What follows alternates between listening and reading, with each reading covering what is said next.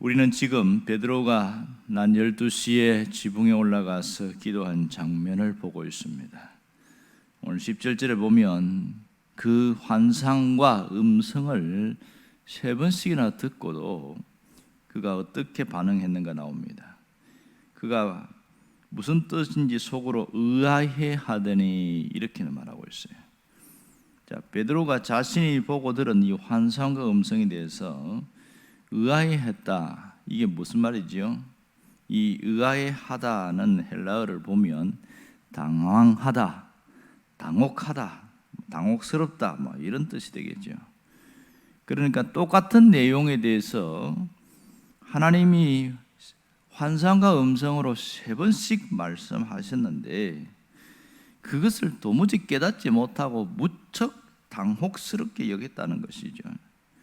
자신이 부정하다고 간주했던 짐승과 새들을 하나님이 깨끗하게 하셨던 건데 네가 속되다고 말하지 말라. 도대체 이게 뭔가 이런 생각을 했던 것 같아요. 실상 우리는 잘 알고 있죠. 이것은 이방인에 대한 자신의 그랬던 편견을 깨라 뭐 이런 얘기인데 그 당시 베드로는 그 속뜻을 이해하지 못했다는 뜻을 갖고 있습니다. 또 하나 우리가 여기서 유의해야 할 것은 뭐냐면 이 환상을 본 장소가 어디냐는 거예요. 잘 알듯이 무두장이 집 옥상이었습니다. 여러분 지난번에 살펴본 대로 베드로는 이 욥바에서 그리스도인들의 요청으로 다비다에게 왔었고 하나님이 극적인 능력을 통해서 그 죽은 다비다가 살아나는 일들이 있었습니다. 그렇다면 거기에서 복음을 받아들인 사람들 중에 또 베드로를 자기 집에 청하고 우리 집이 좀 계세요 좀 이렇게 요청했던 사람이 상당히 많을 거라는 것을 추정할 수 있겠지요. 그런데 유독 무두장이 집에 가서 그가 했던 것은 왜 그랬을까요? 무두장이가 어떤 연고로 왔는지 모르지만 베드로를 알았고 복음을 듣고 변화되었다는 것을 알 수 있습니다. 그리고 이 무두장이는 사람들로부터 상당히 부정한 사람으로 외면과 차별받는 사람이라는 걸 알고 있습니다. 그래서 모든 사람들의 간청을 뿌리치고 이 무두장이 집에서 여러 날 거했다는 것을 우리가 충분히 짐작할 수 있지요. 그런 거 보면 이 베드로에게는 인간 승리라고 할 수 있겠습니다. 왜냐하면 사람들이 다 부정하게 생각하는 그 무두장이 집에 있다는 것 자체가 상당히 어려운 일이니까 그 일 자체가 다른 사람들로부터 손가락질을 받을 수 있고 그가 이렇게 감수하겠다는 뜻이죠. 또 하나는 이 베드로 안에서 사람들이 부정하게 생각하지만 나는 그렇게 생각하지 않는다. 사람들의 그릇된 편견을 이겨냈다는 뜻이거든요. 그러니 얼마나 대단합니까? 그런데 문제는 이방인에게까지는 그 편견을 극복할 수 없었다는 것이 안타까운 사실입니다. 오늘 10절에 보면 그 앞에 이렇게 나오죠. 그가 시장하여 먹고자 하매 사람들이 준비할 때에, 자, 이 점이 잘 보세요. 12시에 기도하러 올라가는데 시장길을 넣었겠다는 거예요. 그때에 지금 무두장의 집에서 뭐 하고 있었습니까? 사람들이 점심 먹을 요리를 하고 있었다. 그런 얘기가 되겠죠.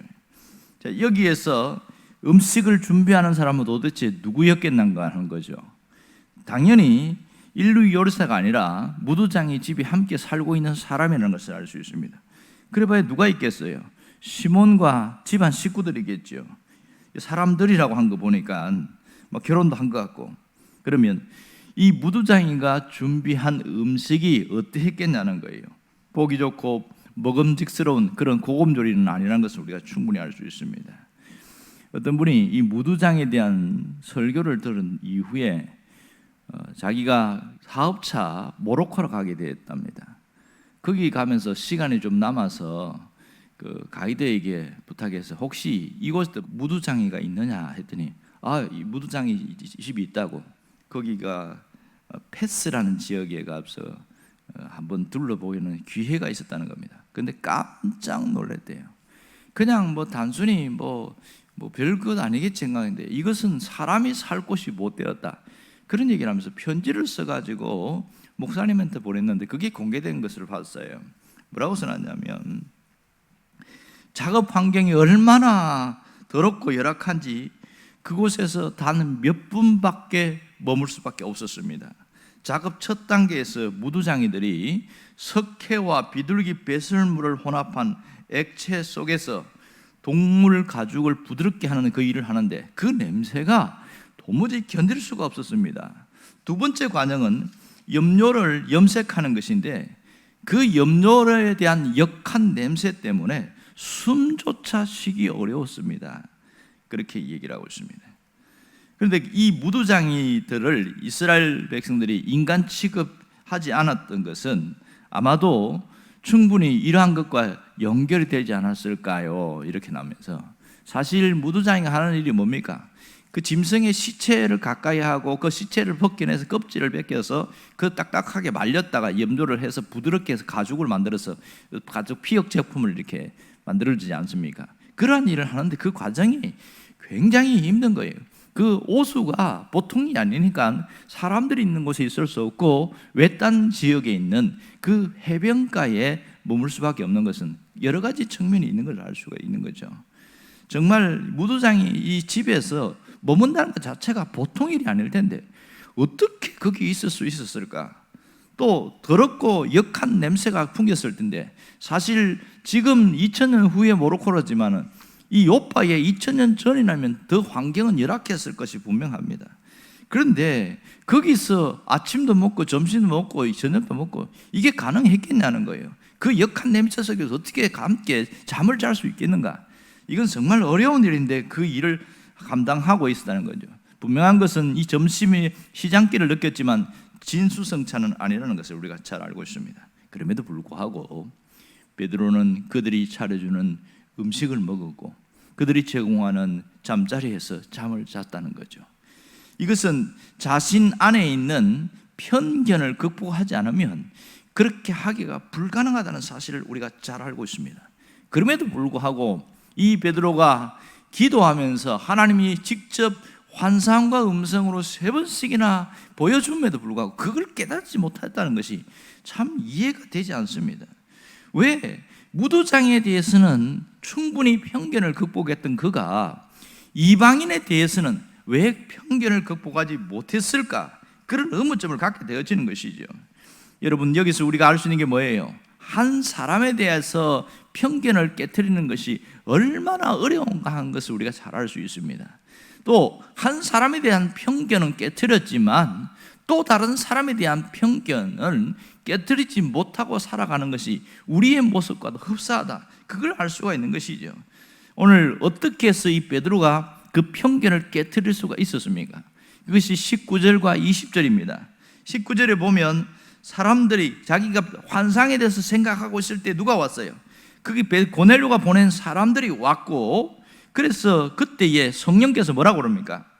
일어나 내려가 의심하지 말고 함께 가라. 그리고 내가 그들을 보내었느니라. 이렇게 말씀하고 있습니다. 의심하지 말고 가고 내가 그들을 보내었다. 그 환상의 의미를 기도가 끝난 이후에도 눈치를 못 채고 정신을 못 차렸는데 직접 성령께서 이 사람들이 왔을 때에 일어나 가라고 지시를 했고 그 다음 마지막이 뭐냐면 내가 그들을 보내었느니라. 이 얘기를 하고 있는 겁니다. 하나님이 보냈다고 하니까 그들을 만나지 못할 이유가 없고 하나님이 가라고 하니까 성령께서 가라고 하니까 갈 수밖에 없는 일이지요. 왜? 베드로는 주님의 음성을 듣고 주님께 순종하며 살기로 결단했기 때문에 가능한 일 아니겠습니까? 사실은 이 이방인에 대하여 벽을 허문다는 것이 얼마나 어려운지를 우리가 알 수가 있습니다. 우리가 이 편견이 얼마나 힘든가 하는 것을 알 수 있어요. 나중에 28절에서 29절에 보면 베드로가 이제 고넬료에게 가서 왜 어떻게 오게 됐는지 그 과정이 어땠는지를 짧게 이야기합니다. 뭐라고 그러냐면 유대인으로서 이방인과 교제하는 것이 위법인 줄 너희가 알거니와 나도 알고 너희도 안다는 얘기죠. 하나님께서 내게 지시하사 이렇게 말합니다. 하나님께서 내게 지시하사. 그다음에 29절에 보면 부름을 사양하지 아니하고 왔노라. 하나님이 지시하셔서 사양하지 않고 왔다. 이 점이 대단히 중요한 것이죠. 비로소 편견을 극복할 수 있었다는 겁니다. 그 편견 극복에는 무엇이 있습니까? 하나님이 지시하셨고 내가 그들을 보내었느니라. 그 음성에 순종했기 때문에 가능한 일이었습니다. 여러분, 오늘 여기서 우리에게 정말 중요한 것을 알려주고 있습니다.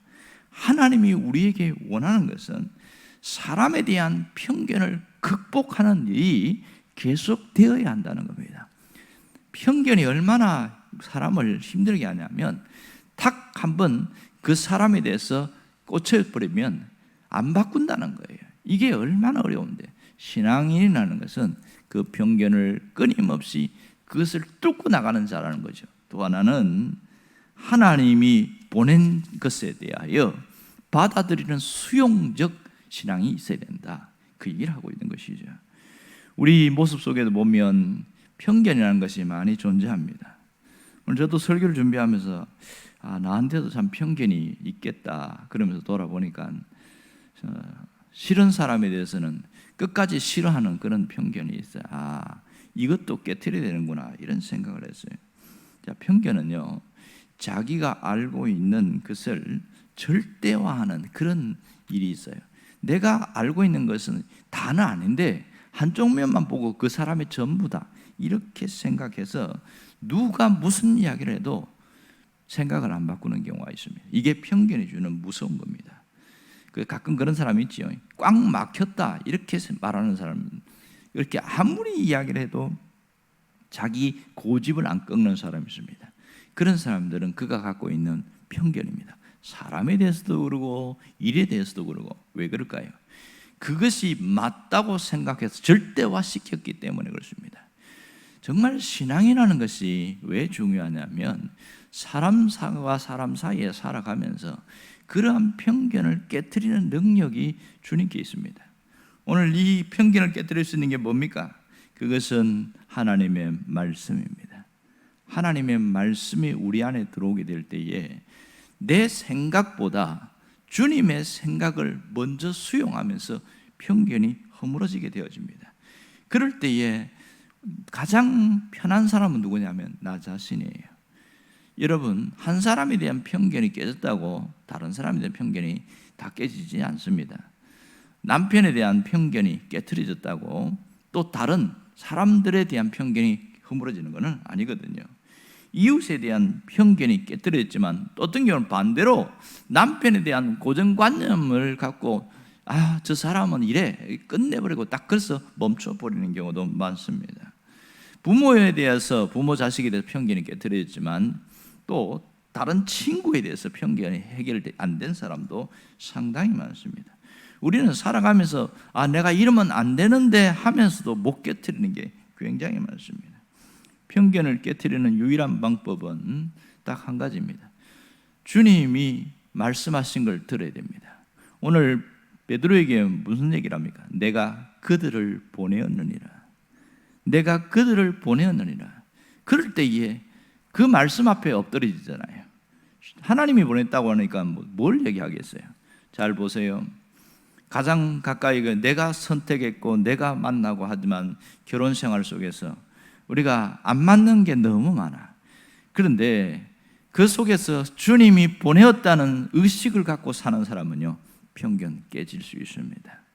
여러분, 편견은 어떻게 깨냐면 있는 모습 그대로 받아들일 때에 달라지게 되어지고 하나님이 보내었다는 것을 인식하고 살아갈 때에 달라지게 되어집니다. 비록 그 사람이 가족이든지 직장 동료든지 주변에 있는 사람들이 오래 함께하는 사람들은 내가 편견을 깨야 될 사람이 있는데 그것은 하나님의 말씀밖에 없는 거예요. 사실은요, 나하고 안 맞기 때문에 비록 남편이라고 할지라도 아내라고 할지라도 포기하고 체념하면서 살아가는 경우가 굉장히 많습니다. 여러분, 포기하는 것과 받아들이는 것은 무슨 차이가 있는지 아세요? 포기를 하면 변화가 없어요.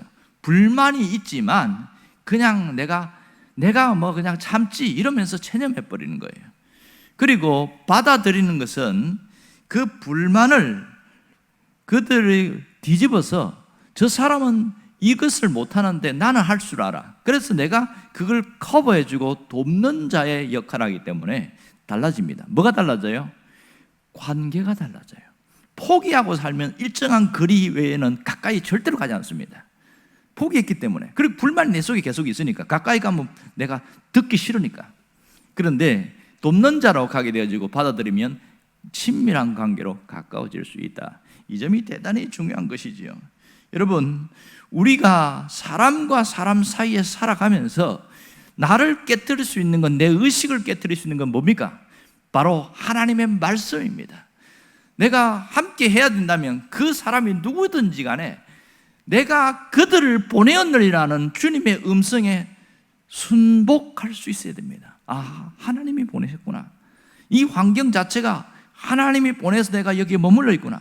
똑같은 환경인데 내가 선교사라는 의식을 갖고 있으면요, 그 사람과 경쟁해서 이기려고 하지 않고 또 그 사람이 못하는 것에 대해서 그거 불평불만하지 않습니다.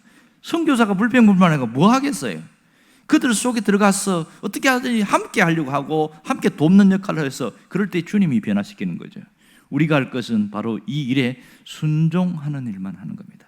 오늘 우리의 생활 속에서 이러한 부분들이 깨트려지기를 원합니다. 할 수만 있으면 편견들이 깨트려져서 정말 새로운 모습으로 살아갈 수 있기를 주의 이름으로 축원합니다. 기도하겠습니다.